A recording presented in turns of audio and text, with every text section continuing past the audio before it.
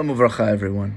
This week's Parashat is Yitro, where we learn about the giving of the Torah, Matan Torah. Yitro was Moshe Rabbeinu, Moses' father-in-law. The Zohar states that until Yitro came, the Torah wasn't able to be given. Why is this? Yitro was one of the most spiritual people on the planet. It says there was not any idol worship or spiritual service that he was not familiar with. He was familiar with all the levels, all the angels, everything. When he said, Atayadati ki gadol Hashem mikol Elokim, now I know that God is greater than all other gods, his admission actually had a very strong spiritual influence on the spiritual realms and on this physical realm. Because when people saw that Yitro was admitting, the respect he commanded made them also believe in God, made them also believe in Israel. It says that the war that he saw with Israel and Amalek was what caused them to come. Why this war?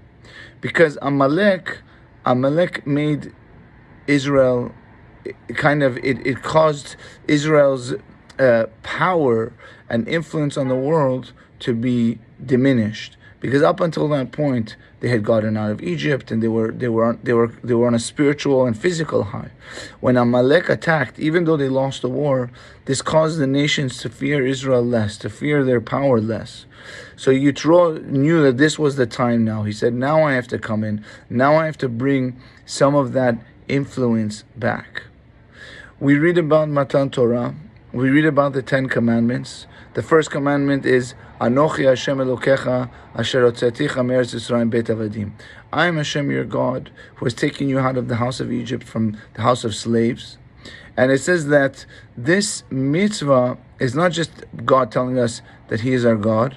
The mitzvah is believing in God. The mitzvah is knowing God. It's a mitzvah which is in our heart. So it's a mitzvah to study about Hashem. It's a mitzvah to know about Hashem. Even though we can't really fully know Hashem, we have to do as much as we can on our physical human level to know Hashem. We know that in the 5th commandment, it speaks about kaberet avicha v'etimecha, honor your father and mother, lema'an yarichun yamecha al adama, that your days should be lengthened on the land where you are, wherever you are really. Not just in Israel. The mitzvah of honoring our father and mother is everywhere.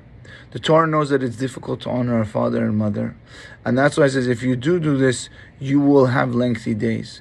Because this is something which is important for the foundation of the morals of humanity. When people don't honor their parents, it's not a good society when people are not honoring their parents. So that's why this is one of the main, really, mitzvot that exists. This is one of the foundations of our religion. If we don't honor our elders, then what do we have already? It doesn't matter all the Torah mitzvot someone did. If they didn't honor their parents, it's almost as if they're dishonoring God, because the partners of a person are the parents and Hashem in creating, because Hashem brings the neshama, brings the soul. So when we read the 10 commandments, we read it this Shabbat, it's as if we're getting it like the first time. And that's why we read it in a special tune. It's like you're standing at Mount Sinai, and it's like you're there and getting that influence. And that's why we bless the Torah, we say Noten Torah. It's present tense. We don't have to say Natana Torah. It's present. We say Noten, that you're giving us a Torah. We should look at the Torah like it's new. We're getting it every day. It's not like an old newspaper that we get bored with. It's new and it's relevant. And the more we can look at Torah and see relevance, the more relevance we will find in Torah and impact it will have in our life. Shabbat Shalom Uvarach, and God bless you all.